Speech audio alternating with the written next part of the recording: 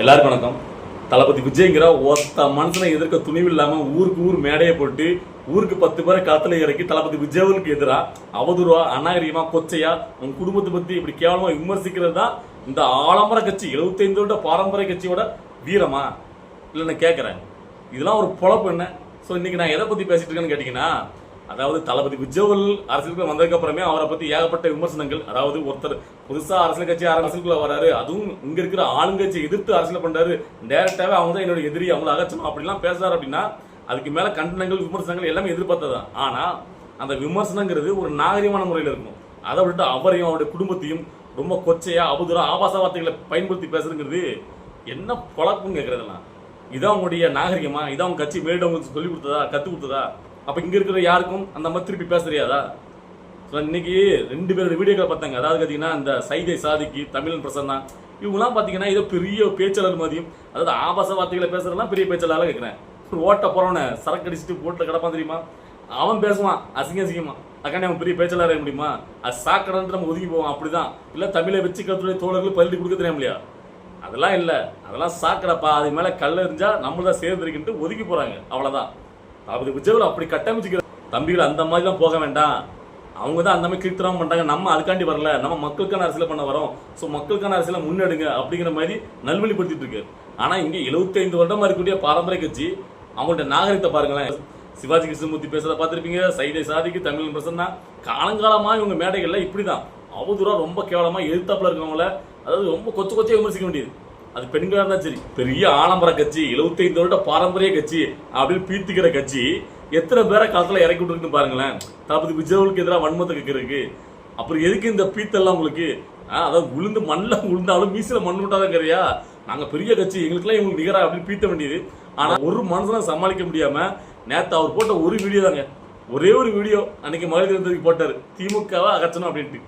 உடனே கிளம்பிட்டானுங்க. அவ்வளவு வேறும் ஆளாளுக்கு மூளைக்கு மூளை ஒரு மேடையை போட்டுக்கிட்டு தளபதி விஜய் பத்தி விமர்சனம் பண்ணிட்டு எங்களுடைய வேலைகள். அதாவது ஆபாசமா பேசுறதே பெரிய ஒரு பேச்சாளர்னு நினைச்சுக்கிறாங்க எங்க உள்ளவங்களாம். அதாவது இதெல்லாம் அந்த ஆபாசமான யாருக்கும் பேச தெரியாது இல்ல. சின்ன பசங்களை கொண்டு விட்டா கூட தெறிக்க விட்டுருவானுங்க. இல்ல ரத்தம் சுண்டி போற வயசுல இங்க சிவாஜி கிருஷ்ணமூர்த்தி இப்படி எல்லா ஆபாச பேச்சாளருக்கும் இவ்வளவுக்குள்ள பேச முடியும்னா, வயசு பசங்களை பேச விட்டா மேடையில மைக் கொடுத்தா அவன் என்ன மாதிரி வச்சு செய்யுமா? ஸோ அப்போ தலைவருங்கிற இடத்துல இருக்கவர் அதெல்லாம் பேச வேண்டாம்ப்பா, நாகரிகமான வார்த்தைகளை பயன்படுத்துன்னு சொல்லி கட்டுப்படுத்தி வச்சிருக்காரு தமிழை வச்சுக்கிறவங்களே தம்பிகளை. அவ்வளோ அதை புரிஞ்சு விடணும். அது ஏதோ இவங்க வந்து பார்த்தீங்கன்னா அதுக்கு டைலாக் விடுறா யார் இந்த சைதை சாதிக்கு, நாங்கள் திமுக யார் கூடலாம் நாங்கள் வந்து பார்த்தீங்கன்னா அரசியல் பண்ணோம் தெரியுமா? இந்திரா காந்தி, நேரு, ராஜாஜி, காமராஜர். இப்போ நாங்கள் வந்து பார்த்தீங்கன்னா இவங்களெல்லாம் கடந்து நாங்கள் அப்படின்னு ரொம்ப இலக்காரமா, அதாவது சின்ன பசங்க கூடலாம் நாங்கள் வந்து பார்த்தீங்கன்னா அரசியல் பண்ணிட்டு ரொம்ப நக்கலாக பேசுவானுங்க. சரி, நீ அவ்வளோ பெரிய ஆள் கூடலாம் அரசியல் பண்ண ஆள் தானே, அப்புறம் எதுக்கு இன்னமும் கடந்துக்கிட்டு எங்க கூட போட்டி பண்ணணும்? நீ தான் பெரிய பயங்கரமான ஸ்ட்ராங்கப்பா, தைரியமா நீ வந்து சின்ன பசங்களும் ஏன் கண்டுக்கணும் கேட்குற? அவருக்கு எதிராக எதுக்கு நீ பேசணும்? நீ தான் அவங்க கூட அரசியல் பண்ணியிருக்க, நீ அரசியல்ல கரைச்சி குடிச்சிருக்கல, தைரியமா நிற்க வேண்டியதானே தேர்தலில். அப்போ உங்களுக்கே தெரியுது இப்போ வந்திருக்கிறவரு சாதாரணப்பட்ட ஆள் கிடையாது, நம்மளே தோக்கடிச்சிருவாரு, ஓட விட்டுருவாரு உங்களுக்கு தெரிஞ்சுட்டு. அதனால தான் மூளைக்கு மூளை போட்டுக்கிட்டு பயங்கரமா தைரியமானவங்க என்னைக்கு வந்து அரசு விமர்சனம் பண்ண மாட்டா. தளபதி விஜய் என்னைக்காவது உங்களெல்லாம் மாதிரி ஆட்கள்லாம் அநாகரிகமான வார்த்தையில என்னைக்காவது விமர்சிக்காரா? இல்ல தளபதி விஜயோடைய கட்சியை சேர்ந்தவங்க அதிகாரப்பூர்வமா கட்சியை சேர்ந்த நிர்வாகிகள் என்னைக்காவது இப்படி விமர்சிச்சிருக்காங்களா? அதுதான் தைரியமா துணிச்சலா உள்ளவனுக்கும் கோழைகளுக்கும் உள்ள வித்தியாசம். நீங்களாம் மட்டமான கோழைகள். அதாவது கூட்டணி போனீங்கன்னா உங்களால ஒண்ணுமே பண்ண முடியாது. அதே வேற இன்னைக்கு இந்த சைதை சாதிக்கு, அதாவது தளபதி விஜய் அவர்கள் இப்போ வந்து பாத்தீங்கன்னா கட்சி ஆரம்பிச்சதுக்கு அப்புறம் 3 மேடைகளை பேசினாரா. 3 மேடைகளுமே நாங்க எப்படி ஜெயிப்போம்னு சொல்லலையா, திமுக கூட்டணி உடைப்போம், திமுக கூட்டணி உடைப்போம்னே சொன்னாராம். அப்ப அவருக்கு அவருடைய பருப்பு ஒண்ணு இல்லை, அங்க வேகாது, கூட்டணி உடைச்சாதான் இங்கேயே அவர் பருப்பு வேக நினைக்கிறாரு.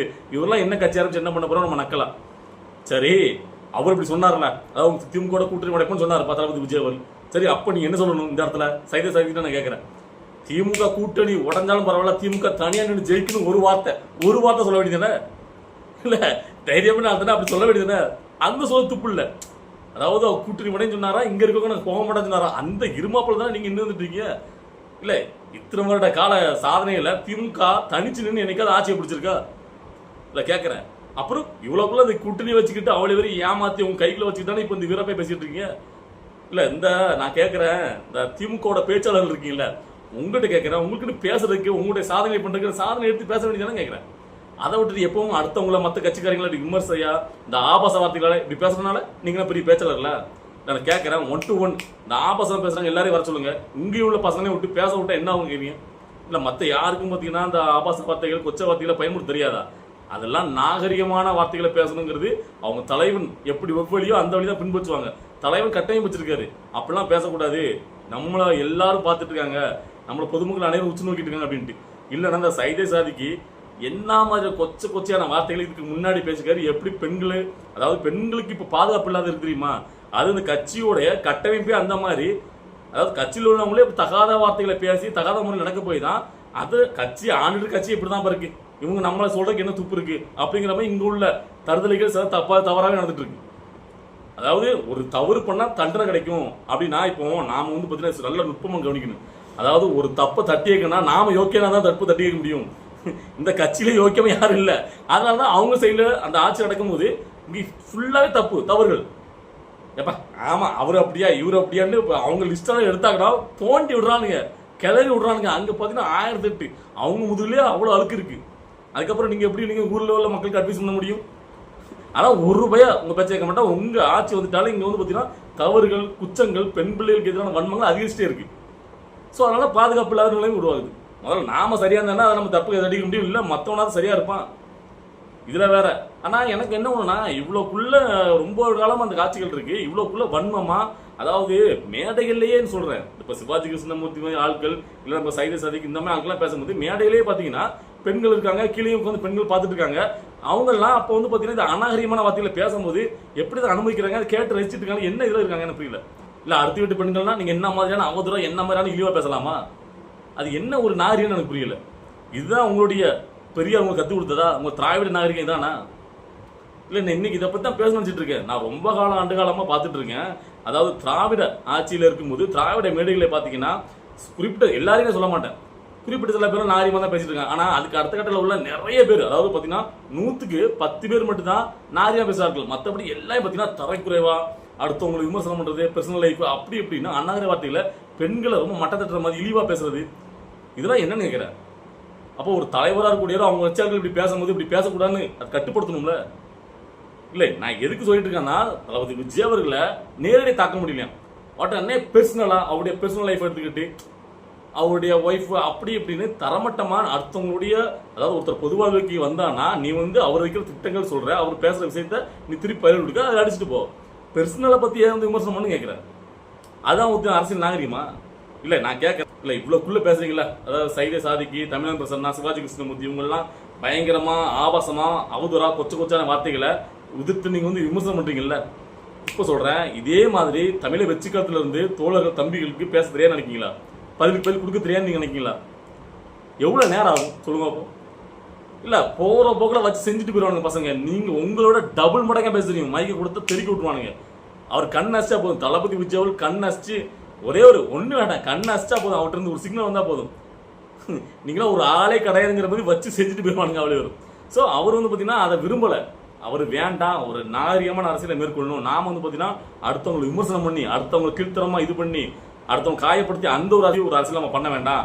நாம நல்லவங்க மக்களுக்கு அப்படிங்கிறத மட்டும் நம்ம நிரூபிச்சா போதும் அப்படின்ட்டு ஒரு புது வகையான ஒரு அரசியலை மேற்கொள்றாரு. நீங்க எந்த காலத்திலும் பார்க்காத ஒரு அரசியல். ஏன்னா மற்றவங்க எல்லாரும் பாத்தீங்கன்னா அவங்ககிட்ட அது இருக்காது, இல்லாம அதை பண்ணாம இருக்கிறதுக்கும் எல்லாத்தையும் வச்சுக்கிட்டு ஒருத்தன் பண்ணாம இருக்கிறது தான் பெரிய விஷயம். தளபதி விஜய் அவர்களுக்கு படைபலம் அப்படி இருக்கு. அவருக்கு ஒண்ணு நீங்க எதிர்த்து பேசினா அவருக்கு 10 கொடுக்கறது, பள்ளி கொடுக்கறதுக்கு பசங்க இருக்காங்க, தோழர்கள் இருக்காங்க, தம்பிகள் இருக்காங்க. ஆனாலும் அவர் கொடுக்காம அடைக்க வச்சிருக்காருன்னா அதுதான் பெரிய மனசனம், ஒரு தலைவன் அப்படிங்கிறது அடையாளம். நீங்க இத்தனை வருட காலம் 75 வருட காலமா நாங்க இருக்கிற கட்சிக்கு இருக்கீங்க. உங்களுடைய நாகரிகம் என்ன? இவ்வளவு ஆவுதுரா கீழ்த்தரமா கொச்சையா ஆபாசமா பேசுறதுன்னு தெரிஞ்சிருக்கு உங்களுக்கு. வேற என்ன பேசுறது இருக்கு? தைரியமா இல்ல உங்க கட்சி பண்ண சாதனையில விவரிச்சு பேசுறாங்க. நாங்க இத்தனை ஆண்டு காலத்துல இதெல்லாம் பண்ணிருக்கோம், இவங்க வந்து என்னத்தை கிழிச்சோம் அப்படின்னு கேட்கணும். அதை விட்டுட்டு அடுத்த ஒருத்தர் கட்சி ஆரம்பிச்சு வராங்கன்னா உடனே வந்து அவங்களுடைய பர்சனல் லைஃப் எடுக்க வேண்டியது, அவங்களோட ஒய்ஃப், குடும்பம், பிள்ளைங்கன்னு இதெல்லாம் என்ன புத்தி நினைக்கிறேன்? இதெல்லாம் ஒரு பொழப்பா? இதுதான் உங்களுடைய 75 வருட கால அந்த ஆடம்பர கட்சியோட நாகரிகமா? திராவிட மாடல் நாகரிகமா? ஸோ இதெல்லாம் பார்த்துட்டு இருக்க தோழர்கள் உங்களுக்கு என்ன தோணுது? இந்த மாதிரி ஆட்கள் தற்குத்தனமா தனக்கு தான் பேச தெரியும், நாங்க தான் பெரிய ஒரு தோரணையில் அப்படி அநாகரிகமா பேசுறத பார்க்கும்போது உங்களுக்கு தோணல, எனக்கு மட்டும் வாய்ப்பு கிடைச்சவங்க திருப்பி கொடுத்துரும் அப்படின்ட்டு உங்களுக்கு என்னெல்லாம் என்ன தோணுதோ அந்த டைலாக்கை கமெண்ட்ல பதிவு பண்ணுங்க.